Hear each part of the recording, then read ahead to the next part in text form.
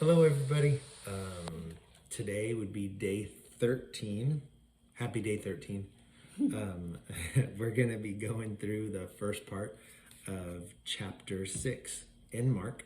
We're going to be going over about Jesus being rejected in Nazareth, Jesus sending out the apostles, and then the death of John the Baptist. So that's going to be what we're hoping to cover today. At the beginning of chapter 6, the way they title it is Jesus Rejected at Nazareth. Nazareth was Jesus's hometown. And what it says in there, at least in the red letters, it's kind of sad. And he says, and Jesus goes and says that in his hometown, a prophet, well, and Jesus was even more than a prophet, but some called him that a prophet is not accepted in their hometown and not necessarily with their own family. And I think that a lot of us can connect to that, knowing that because like our families, they knew us growing up, they knew us as kids, they knew our childish things as children, they know some of our deepest, darkest secrets of things, of areas we've struggled, of things of arguments we've had with family and different things and stuff that is hard. And I think that's why Jesus says this, is like he's pointing it out, that like, you know, his family, like even his family, like they didn't all accept things about him. And I think that if he experienced that, I think it's one reason we can go and plan to receive that same kind of expectations, and some of our families treating us the same way, because we're not going to be ahead of Jesus. And Jesus is perfect.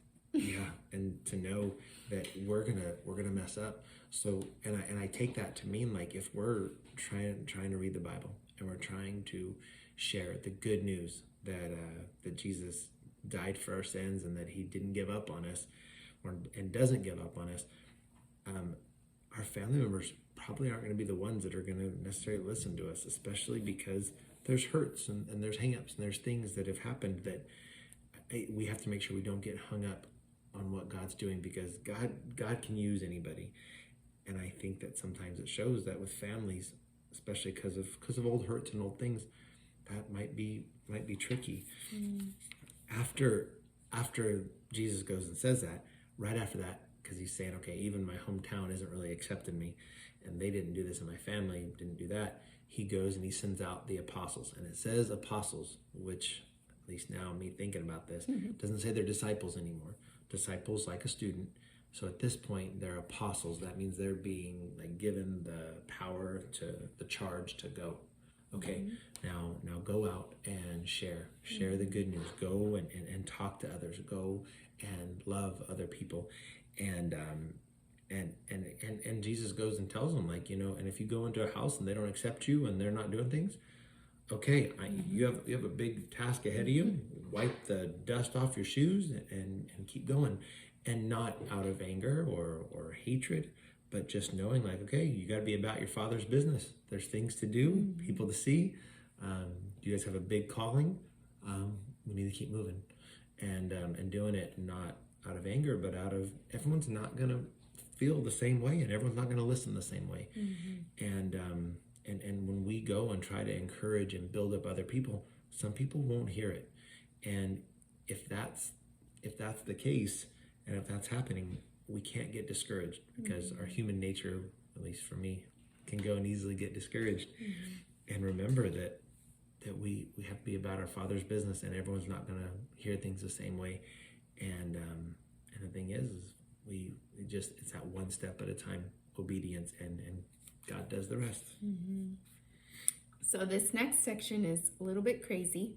It talks about the death of John the Baptist. And if you haven't read this yet, go ahead and pause and read it and then come back to the video. But for those of us that have read it already, it's pretty crazy how John the Baptist died. He was beheaded. He was already in prison. So the poor guy, it wasn't like he was out on an island chilling. No. He was already in prison, being locked up, and then this happens. Yeah, so basically someone, a guest of King Herod, had this daughter he was impressed with, and said, ask anything you want and it will be given to you. And so she goes and she asks her mom, well, what do you want me to say? And the mom says, the head of John the Baptist. And he didn't, and the king didn't want to kill John the Baptist. The king was afraid of him because he had seen the big things that God had used John the Baptist to do. And John was someone that people did see that he had done some crazy stuff. And yes, he was in prison, but I mean, he was alive. And so when this happens, the guy, King Herod, he didn't want to do it, but because he opened his mouth and he had to keep his word, he ends up going and sends out an executioner and goes and kills John the Baptist. And I think sometimes because we live in America and we have freedom of speech and freedom of religion and a lot of freedom here in this country, we kind of forget that in other countries, there are people that actually have to hide the fact that they believe in Jesus. And for those that are not willing to hide the fact that they believe in Jesus, there are followers of Jesus, there's Christian people that are being beheaded still to this day, being killed, being thrown in prison strictly for sharing the good news. So when we feel intimidated to talk to someone down the street from us, or share our testimony, our stories of how God has worked in our lives with somebody, I want us to remember that there's people that are giving up their lives for the sake of the good news of Jesus. So don't be afraid when you are asked by God to go and share God's love with somebody. Go talk truth to them. And this isn't something that's meant to go and be condemnation.